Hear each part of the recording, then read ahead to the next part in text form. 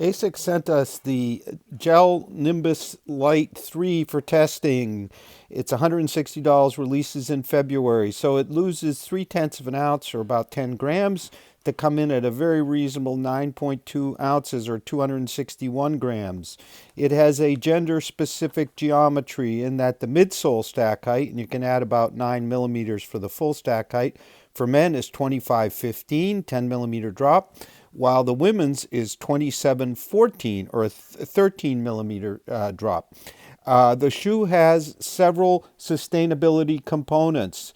50% of the upper is recycled, and the foam is formed with organically derived materials. It is said to be softer than the Nimbus Lite 2, and we definitely felt that. I'll give you some thoughts from my first run on that.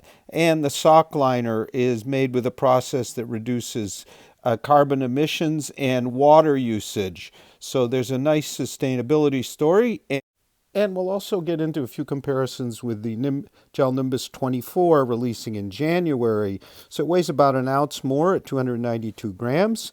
It has about the same stack height, a millimeter more than our GEL-Nimbus Lite. And it has a trustic plate at midfoot and Blast Plus foam, so a soft foam in a dual density configuration with a bit firmer foam underfoot, while here in the Lite it's all one consistency of foam. So I took them out on a raw day here in New Hampshire with the Tracksmith Nor'easter jacket with its merino lining. It's a wonderful jacket for this kind of weather where we often have wind, cold, dampness along the coast here in New Hampshire. And I came by the exact spot where Tracksmith actually took their photography to promote the jacket, the Sweet Misery, right here, a mile from my house. Okay, we certainly have a roomy, true to size fit here.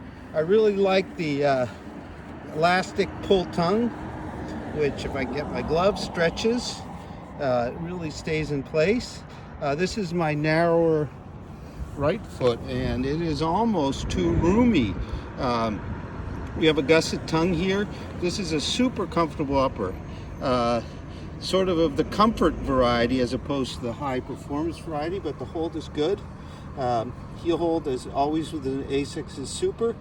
But we don't have that really snug ASICS clutch that we often see. So length feels fine.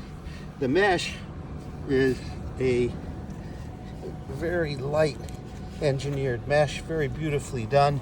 Lots of detailing of the different zones of support, including of course the tiger stripes.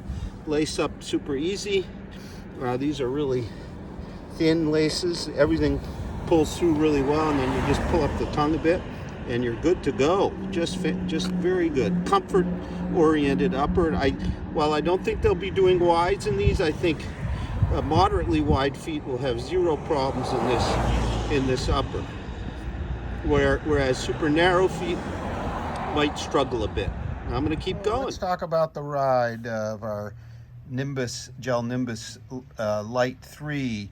So definitely softer than the last version, with kind of a nice measured rebound. It's not as springy as our Nimbus 24, which has a very soft lower layer and then a firmer top layer of Flight Foam Blast Plus. You can see the men's is they say a bit firmer than the women's, but these are a little bit firmer, but considerably softer, I think, than version 2 was. I really had a hard time breaking in version 2.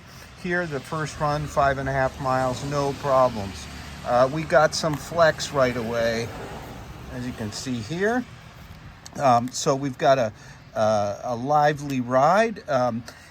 We have to remember, though, that it's very inherently broad on the ground, and quite a bit broader than the Nimbus 24, as you can see how much broader we are at midfoot.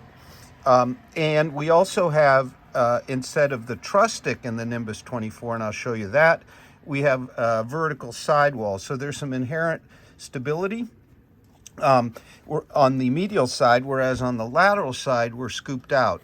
Personally, while I appreciate a bit of stability on a broad platform like this, I might want it a little more carved out. But far less of kind of a hump to get past than version 2 was for me. So that's a big improvement for me. In terms of what kind of uses you might look at here, well, this is definitely a daily trainer. We got that weight, which is very reasonable at 9.2 ounces or 261 grams. So that's about 3/10 of an ounce, or 10 grams lighter than version 2. So right down there in daily trainer class. We've got that stack height for the men of the midsole alone of 2515. Can add 9 or 10. So we've got a nice big stack height. They flow along very nicely. You'll get a bit of that inherent stability, not a stability shoe. The one thing, and I mentioned it in the upper part, that you do really notice is this is a very unstructured kind of upper for ASICS, relatively thin. We have a gusset type tongue and this really neat kind of elastic pull-up element here. So the tongue sits really well, lace-up's good, but there's not a lot of structure. If we compare it, for example, to the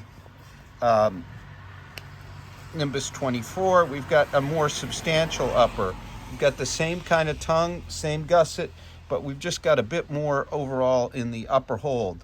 But it makes for a very comfortable fit, you know, whereas in our Nimbus 24 here, I found the fit quite reasonably snug at my true to size with my more kind of normal to narrower feet.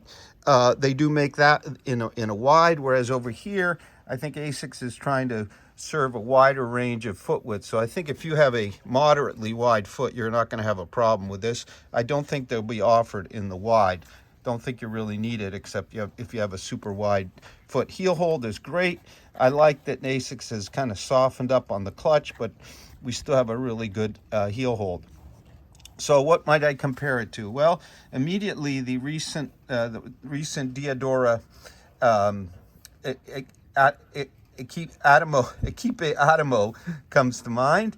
It has a bit denser midsole, a bit more kind of distinctive rebound. This is softer, but very similar in a lot of respects. The Atomo has a much snugger, more performance-oriented upper. This is borderline on what I would call comfort upper, which is great for your daily training.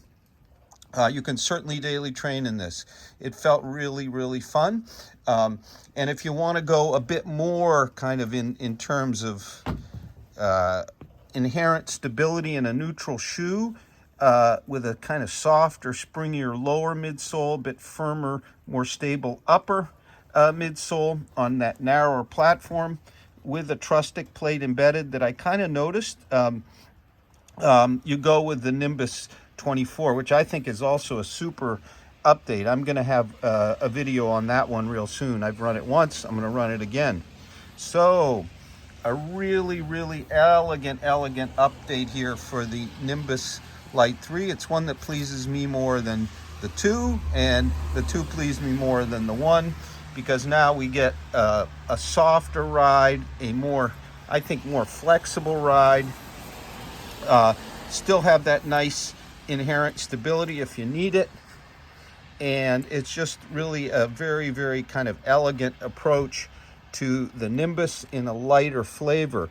So in terms of the weights, you know, we come in here compared to the Nimbus 24, which is, with the Flight Foam Blast Plus, loses a lot of weight, loses 0.6 of an ounce to get down to 10.3 ounces, or 292 grams. And this new Blast Foam here, Blast Plus, is said to be 15% lighter, 15% softer, and 15% bouncier than the last one, and I sure felt it. Lastly, with our Nimbus Lite 3, a key element in terms of ASICS product goals here is sustainability and recycled materials. So 50% at least of the upper is recycled materials.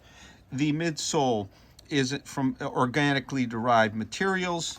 The really nice Ortholite sock liner you see there, it uses a dyeing process that uses less water and has less carbon emissions.